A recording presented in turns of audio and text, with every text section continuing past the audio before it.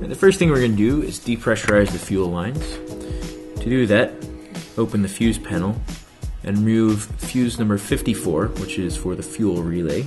As you can see, it's here near the sensor. It's a 20 amp yellow fuse. After removing the fuse, crank the car a couple times and allow it to die to clear out the fuel and the fuel lines. Now under the body of the car, we're going to remove these underbody shields so we can access the fuel filter. Remove these 3 bolts, and the first shield should come down. It kind of unsnaps from the other shields on the far end. You have to give it a little pull. Then the second shield needs to be removed. Be sure to get the bolt here between the metal shield and the plastic shield. And then the final bolt here, and the shield will come down. Now we remove the final two bolts from the fuel filter shield.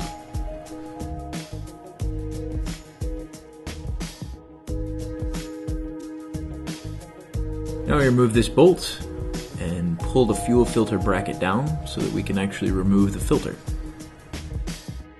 Next we'll remove the cap from the bleed valve. Using a pair of needle nose pliers, we'll depress the little bleeder inside and make sure any remaining pressure has been released. Then using a 19-inch box wrench and a pair of channel lock pliers, we will loosen the fuel filter from the valve body, and then we can loosen the rest away by hand. Next we will remove the fuel filter from the back end of the line, which requires depressing the white plastic sleeve into the line while pushing the fuel filter back in and pulling the filter out. Here you can see how the depression action works. Next we'll install our new copper crush washer on the threaded end of the fuel filter.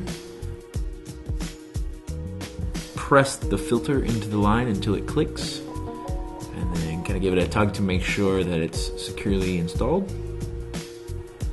Now we can screw the threaded end back into the body. When you have the filter almost tightened all the way down, make sure that the copper crush washer is still centered. Using your pliers, give it about 1/8 of a turn or less just to make sure everything's tight. After reinstalling the filter, be sure to give the car a couple turns to position 2 and let it sit to be sure that the fuel filter gets saturated with fuel. And the remainder of the procedure is just the reverse of the beginning. Reinstall the brackets and under panel bodies and everything else.